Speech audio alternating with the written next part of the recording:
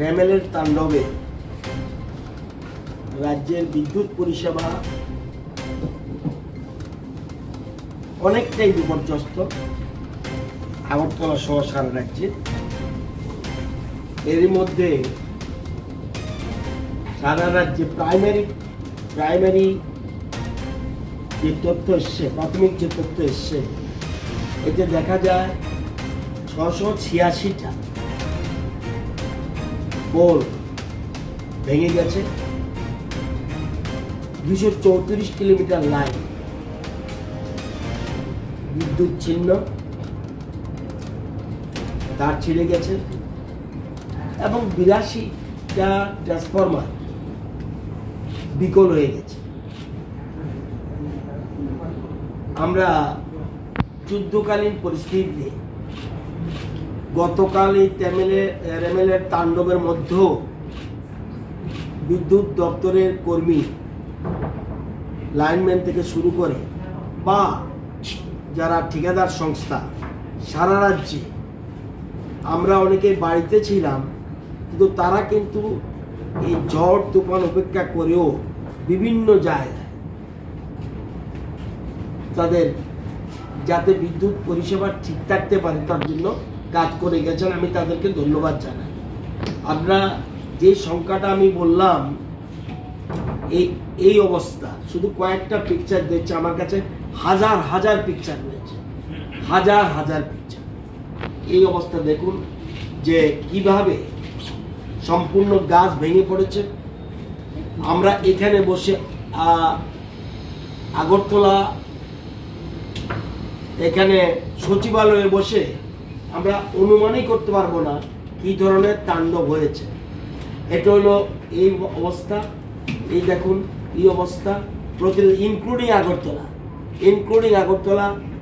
আগরতলার তুলসীবতীর পিছনে গাছ ভেঙে রয়েছে, বিভিন্ন জায়গায় বুদ্ধ মন্দিরে গাছ ভেঙে রয়েছে, বিভিন্ন জায়গায় তার এরকমভাবে নষ্ট হয়ে গেছে। আগরতলার বিভিন্ন জায়গায় রয়েছে, সব জায়গায় বিদ্যুৎ পরিষেবা একদম বিপর্যস্ত। এটা বাস্তব সত্য, প্রকৃতির কাছে দেখুন এই সিচুয়েশন। এর মধ্যেও কিন্তু বিদ্যুৎ কর্মীরা কাজ করে যাচ্ছে, আমরা অনেকে কিন্তু বাড়িতে, কিন্তু তারা কিন্তু জায়গায় জায়গায় বিদ্যুৎ কর্মী, আমাদের প্রযুক্তিবিদরা, বিদ্যুৎ কর্মীরা, সকল স্তরের লাইনম্যান থেকে আরম্ভ করে সবাই কিন্তু যার যার জায়গায় যুদ্ধকালীন পরিস্থিতিতে কাজ, এই রেমেলের তাণ্ডবের মধ্যেও কাজ করছে। আমরা প্রত্যেকটা সাব ডিভিশনে 3-4টা করে ব্যাচ লাগিয়ে দিয়েছি।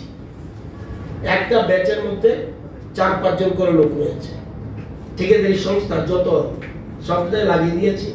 এক একটা ব্যাচে 4-5 জন লোক আছে। বছরের দিকে 50% আমরা আশাবাদী রিকভারি আজকে করতে পারবো।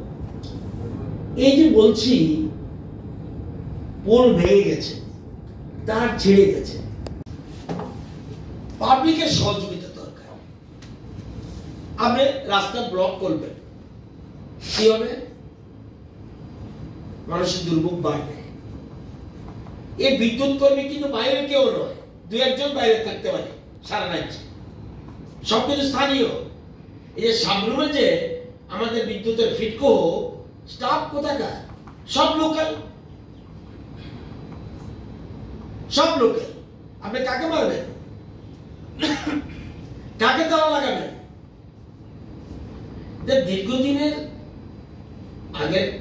দীর্ঘদিনের ত্রুটির ফলে এগুলি হয়েছে। বলবই না ত্রুটি আছে। আগে কে চালালো, 10 বছর আগে কে চালালো, এসব করলে তো হবে না। এখন আমি দায়িত্বে আছি, আমাকে দায়ভার নিতে হবে। সুতরাং সহযোগিতা করুন, পাবলিককে বলবেন, বিশেষ করে ঝড় বৃষ্টি আসলে কারেন্টে চলে যায়, এই ব্যাখ্যাটা ভালো করে দিন আপনারা। আর আগরতলা শহরে যারা অতিরিক্ত লোড নিচ্ছে তাদেরকে বলুন দয়া করে আমরা বাড়াতে পারি। তখন আবার বলবে তানাশাই। নিজেরা বলে দিলে আর কোনো সমস্যা নেই। এটা আগে দিয়েছে কিছু। আমি আগরতলার যারা গ্রাহক তাদেরকে অনুরোধ করব, আপনারা সবাই অতিরিক্ত যেটা বিদ্যুৎ ব্যবহার করেন, আপনি যত ইচ্ছা ব্যবহার করেন, আমার অসুবিধা নেই, বিদ্যুতের আমাদের অভাব নেই, কিন্তু বিদ্যুতে এই যে ডিস্ট্রিবিউশন করব, যে তার লাগাবো, যে ট্রান্সফরমার দেব বা অন্য কিছু আছে, এগুলি যদি আপনি সঠিক মূল্য সঠিক তথ্যটা না দেন, তাহলে কিন্তু ট্রান্সফরমারে পুড়ে যাবে, তার গলে যাবে, এর ফলে আপনার 1900 সবাই ক্ষতি হবে। সুতরাং যার যার দায়িত্ব এটা পালন করা উচিত। আপনারা তো বোধহয় আমাকে ডাইরেক্ট করেন বোধহয়, যাই হোক ভালো, I am also call centre, no problem. আমাকে ফোন করলে আমি কি করি, আমি আর কল সেন্টার করি না, আমি আইদার এমডি অথবা এজিএম অথবা ডিজিএম তাদেরকে বলে দিই এই নম্বর থেকে একটা ফোন এসছে, আপনার কথা বলে ইভেন দলে গালি গেছি, সেখানে আমার সাথে আমার সিএ ছিল, বলছে ফোন রিসিভ করছে না কেন? ইয়েস, সে না পেরে আমাকে করছে, সেখান থেকে ফোন রিসিভ করে। আমি আপনাদের মতো টেকনোলজি জানি না, মোবাইলে যে নম্বরটা উঠছে ইচ্ছা করলে ওই নম্বরটা ফরওয়ার্ড করতে পারি, এটা না করে আমি একটা নোট বই রেখে দিই, ফোন করে আবার বলছি ওনাকে ফোন করুন, ওই ভদ্রলোক কি বলছে। অনেকে আবার ফোন পেয়ে থ্যাঙ্কসও জানাচ্ছে, কাজ শেষ, কাজ কমপ্লিট হলে যাচ্ছে। তাইলে 23 তারিখ 554টা কল পেলাম কল সেন্টারে, 529টা সেটেল, মানে কাজ হয়ে গেলে আবার কল সেন্টারে যান, আপনি যে কল করেছেন আপনি কি উপকার পেয়েছেন? যারা বলছে পেয়েছে পেয়েছে, তাহলে 554 মধ্যে 529টা সেটেল। 24 তারিখ 588, 570 সেটেল। 25 তারিখ 879, 839টা সেটেল। 26 তারিখ পরশুদিন 622টা কল এসছে, 625টা সেটেল। বলতে পারেন 622 এর কলে 25 কেন? ওই আগের যে ব্যালেন্সটা রইল। স্যার আপনি সবাইকে ধন্যবাদ। স্যার আপনি বলেছিলেন যে দপ্তরকে না জানিয়ে এসিডিসি লাগালে আপনার ইলেকট্রিকের সমস্যা হয়, তো দপ্তর কেন অভিযান চালায় না আমাদের? ভাই আপনি কথাটা সুন্দর করে বলতে পারেন, চালাবো, দায়িত্ব নিবেন আপনারা।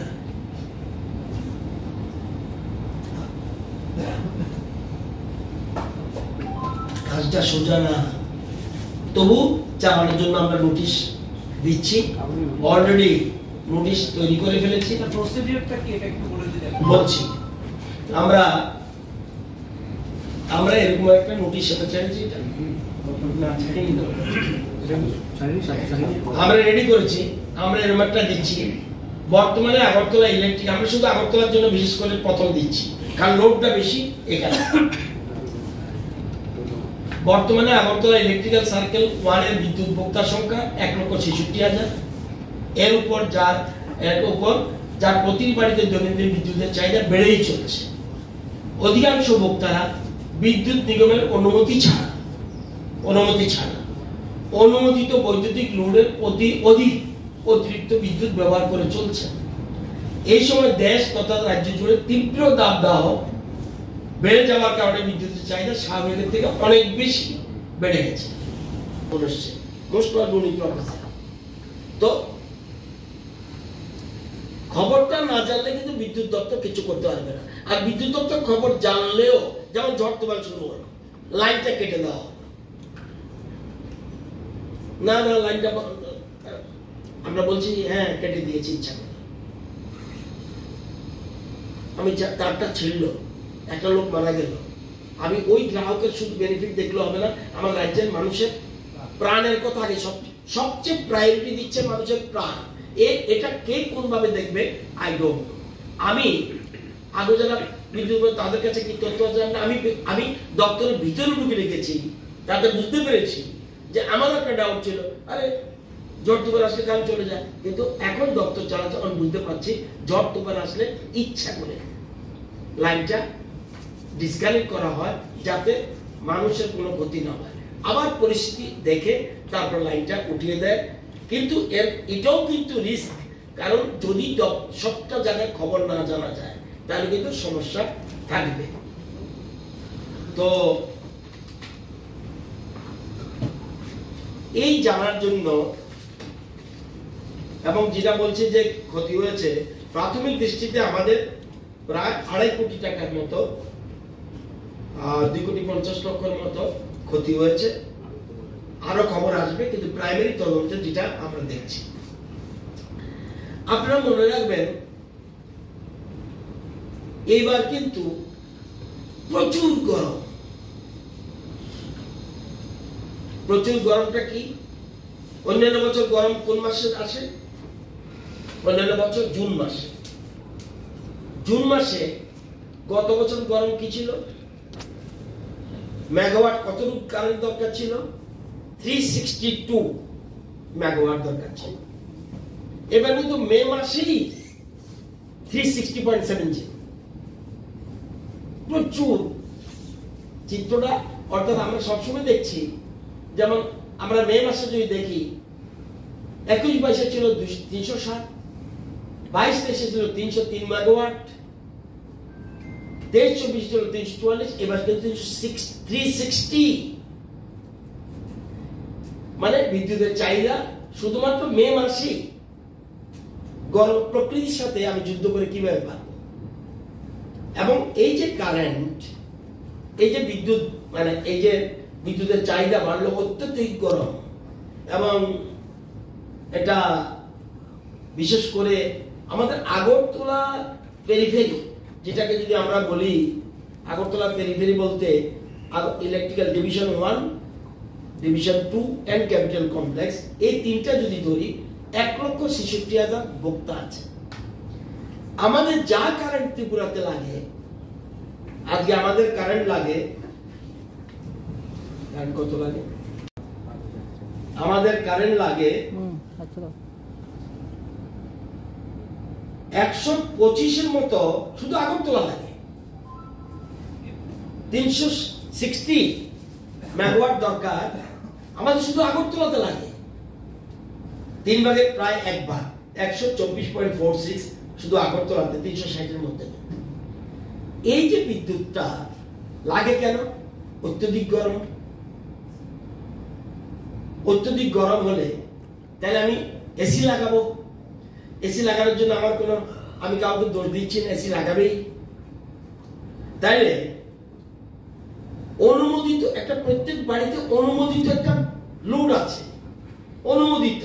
অর্থাৎ আপনি যে যেটা করছেন, আপনি ওয়ারিং করছেন, ওয়ারিং করে বলছেন এতটুকু বাল্ব, এতটুকু এটা এটা এটা এটা লাগাবো।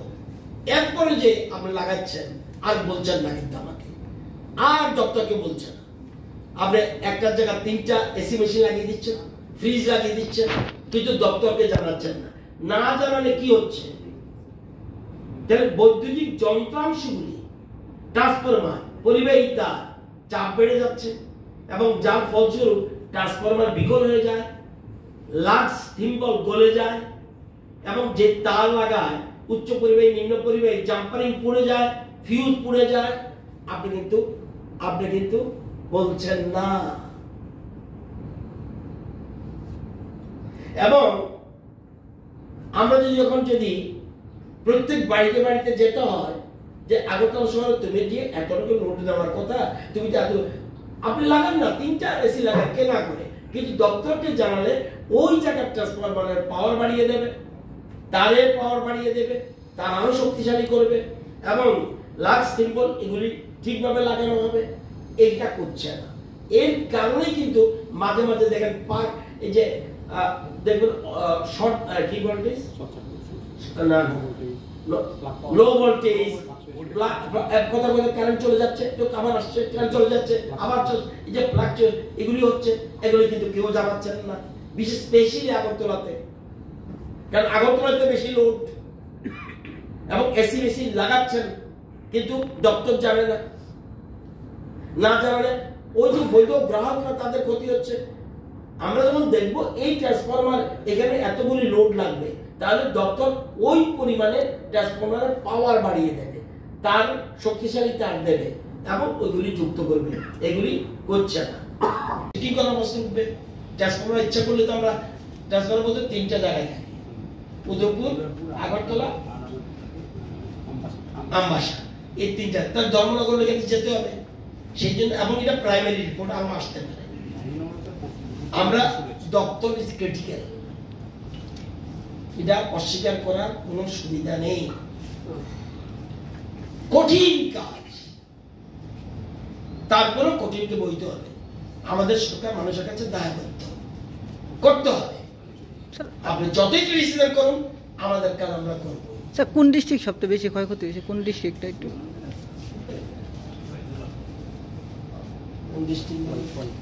সবচেয়ে বেশি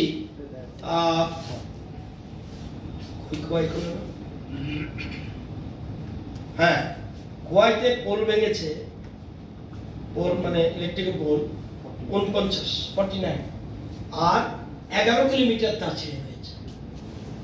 এর অনেক জায়গা রয়েছে, 35 পানিসাগর 35টা পোল, 41 সুরামুড়া, 41 অমরপুর। ক্ষয়ক্ষতির পরিমাণ কেমন হতে পারে?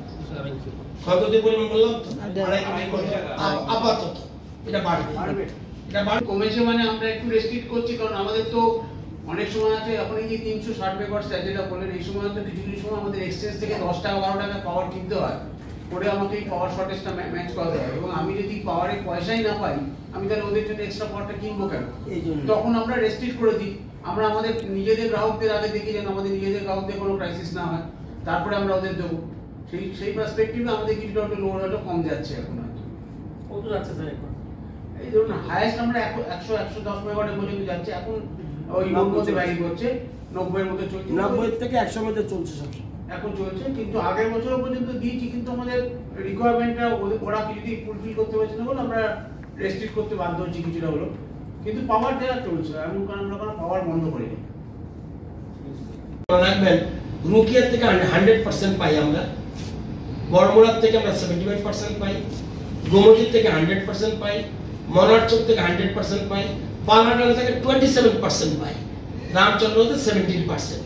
এতে হলে আমাদের কোনো অসুবিধা, আমরা এটা সিস্টেম একটা আছে, এটা আমরা জানবেন যে দেখবেন আমাদের থেকে ত্রিপুরার থেকে মিজোরাম নেয়, নাগাল্যান্ড নেয়, আবার আমরাও নাগাল্যান্ড, এটা একটা সিস্টেম আছে, এটা বাধ্য, তারাও দিতে বাধ্য, আমরাও দিতে বাধ্য। আর আমরা 90 মেগাওয়াট আপাতত বাংলাদেশকে দিচ্ছি, এটার কোনো অসুবিধা হবে না। আমরা যদি সাপ্লাই না দিতে পারি, আমাদের যদি দেখা যায় উৎপাদন আমাদের কমে যায় একদম, তাহলে তো আমরা তখন বন্ধ করার চেষ্টা করব। কিন্তু এখন কোনো এই ধরনের কোনো চিন্তাধারা নেই। কিছু আউটস্ট্যান্ডিং আছে এটা নিয়ে এরকম ডাইরেক্ট বাংলাদেশের সাথে আমরা কথা বলতে পারি না। আমাদের এটা আমরা বলতে তো কিভাবে সিস্টেমটা, এটা আমাদের যেটা হয়, আমাদের এনবিবিএন বলে একটা আমাদের এনবিবিএন বলে একটা অর্গানাইজেশন থ্রু দিয়ে আমাদের ট্রেডিংটা হয়। এনবিবিএন হচ্ছে এনটিপিসিডি ট্রেডিং উইক, তাদের থ্রু দিয়ে আমরা পাওয়ার পারচেস করি এবং বিলটাও আমরা এনবিবিএন কে রেজ করি, এনবিবিএন ইন্টার্ন বাংলাদেশকে বিলটা পাঠায়। আজকের দিনে আমাদের বাংলাদেশের কাছে ডিউজ প্রায় মোর দেন 150 কোটি টাকার মতো, এবং আমরা এটা রেগুলার বেসিসে ফলো করি। মিনিস্টার স্যার পার্সোনালি কথা বলেছেন সেন্ট্রাল মিনিস্টারের সঙ্গে, আমরাও বাংলাদেশের চেয়ারম্যানের সঙ্গে কথা বলেছি, এনবিবিএন সিঙ্গুর সঙ্গেও কথা বলেছি। কিন্তু ওদের কিছু ফিনান্সিয়াল ইস্যু আছে, কিছু ডলার রিলেটেড ইস্যু আছে, সেই জন্য জিনিসটাকে সেটেল হয়নি এখনো। কিন্তু তার সত্ত্বেও যেহেতু এটা ইন্টারন্যাশনাল ট্রেডিং, আমরা কিন্তু কন্টিনিউ করে যাচ্ছি, আমরা কিন্তু কখনো পাওয়ার বন্ধ করিনি, আমরা ট্রেডিং করে যাচ্ছি এবং আমরা পয়সার জন্য কন্টিনিউয়াসলি প্রেশারাইজ করে যাচ্ছি, দুটোই প্যারালালি চলছে।